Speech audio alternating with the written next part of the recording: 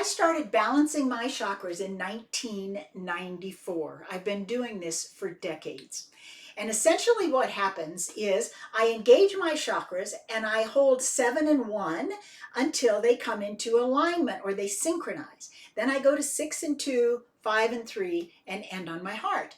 I'm essentially in a theta state. It's usually my desire to be in a meditative state while this is happening. And of course, the theta state means you still have brain activity. However, your body is in a complete state of rest, restoration, and repose, as I like to think of it. So my body doesn't do a lot except move my arms, my hands, when my brain tells it to. Well, here's what's developed in the last year that is new from my 30-year practice.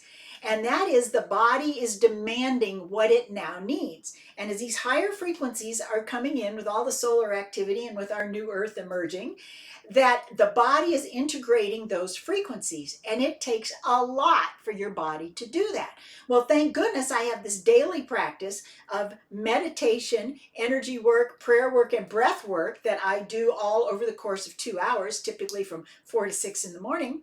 And as I am doing that, I am finding that my body is demanding that I come out of a theta state because it needs to move as these energies are processing. I have to move my body to allow the old stagnant energies and to encourage them to move out. Now this is different because in the past, when my husband was still alive, I would be balancing my chakras and ching, I'd have a giant energy bolt shoot out of my elbow or out of my knee. Sometimes they would come out of my shoulders and they would wake him up. The energy release was so strong that the movement of it would wake him up. What I'm finding now is it's even deeper. It almost feels more cellular in nature as our bodies and our DNA are adjusting to these higher frequencies and the new earth as it is emerging.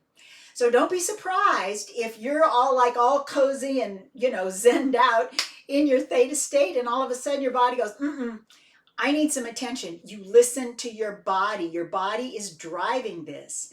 And we must give our body everything it needs and it's asking for. And the only way we can do that is to give it our full attention.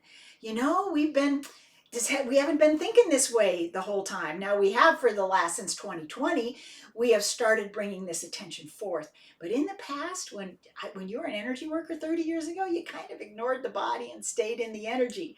And as we are evolving, this is what's required now. Really to pay attention to your body and listen. What is it asking for? What does it need to move to our next evolution?